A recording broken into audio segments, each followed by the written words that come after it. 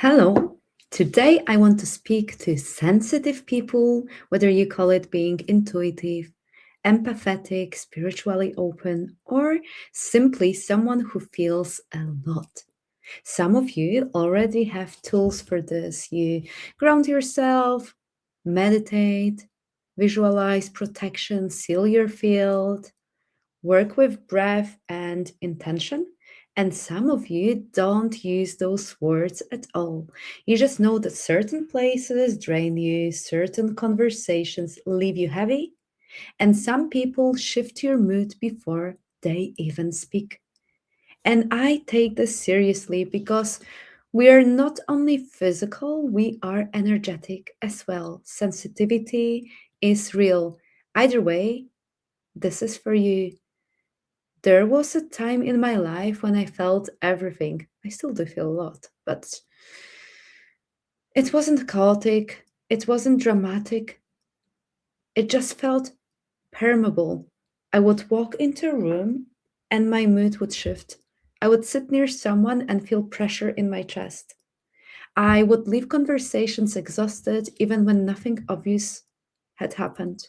So I did what most spiritually aware people do first. I grounded, I meditated, I regulated my nervous system, I visualized protection, I wrapped myself in light, I sealed my aura. Some of it helped, but something still felt porous, and that frustrated me because I am grounded, I'm disciplined, and I take responsibility for myself. So, why was I still absorbing so much? The shift came when I stopped looking for better techniques and started studying myself more honestly. When I studied my birth chart properly, I saw that I have Neptune in the first house. The first house governs identity, it shows how your system meets the world, it describes your energetic interface, your instinctive boundary, let's call it that way. Neptune is the archetype of dissolution. It softens separation, it heightens empathy and intuition. It makes you sensitive to what is subtle and unspoken, but it can also blur the line between me and not me. So when Neptune influences your identity, your boundary can be naturally fluid. You may absorb atmospheres quickly, you may merge easily in relationships. You may struggle to know what is yours and what belongs to someone else. Then I looked at my 12th house. In my chart, Mars sits in the 12th house. The 12th house governs the unseen, the subconscious, collective emotional material. It's where we absorb what is unspoken. Mars there can make you intensely responsible to undercurrents. It can make your system react before your mind understands why. When I saw that, I realized something important. I wasn't weak. My system was tracking what most people ignore. But without containment, it was exhausting.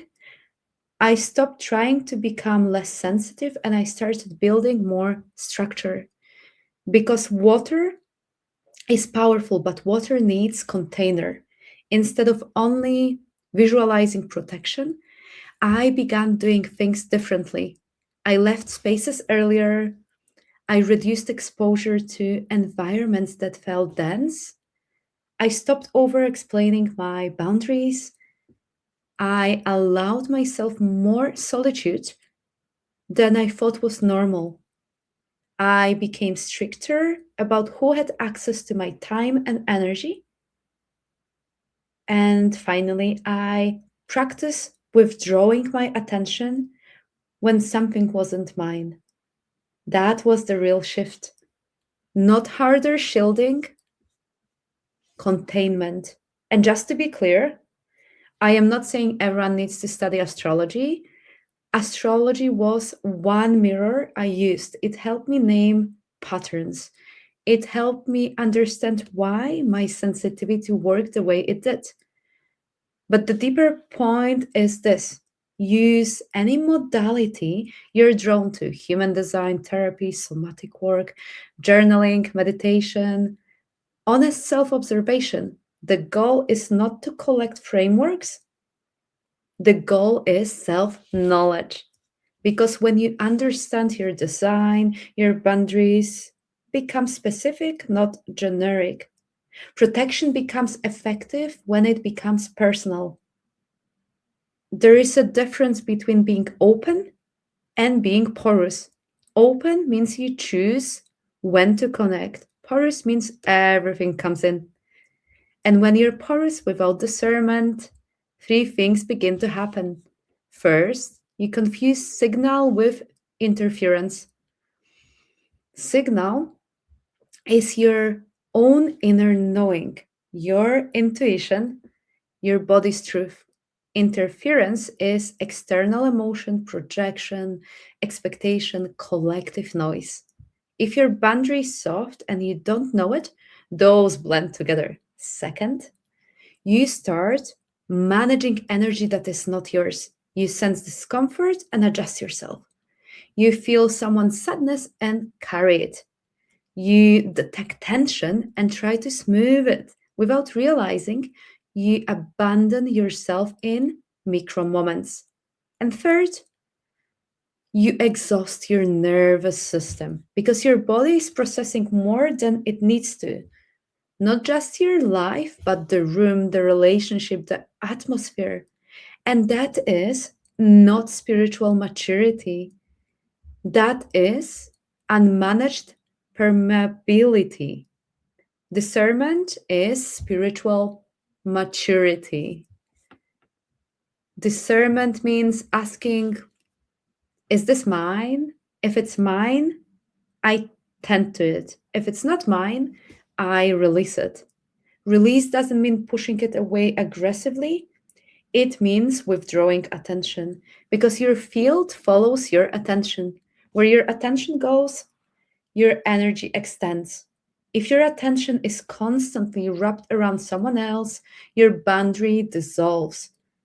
And then you feel tired, overwhelmed, foggy, disconnected from yourself. Sensitivity with discernment becomes power. Sensitivity without discernment becomes drowning. You're not here to drown. You're here to become sovereign inside your openness. So pause for a moment. Notice your body. Notice where you feel expanded. Notice where you feel contracted. And then gently ask yourself, what am I carrying that is not mine? You don't need to analyze it, just notice. And then imagine your energy gently drawing closer to your body, not shutting down, not becoming harder, just coming home.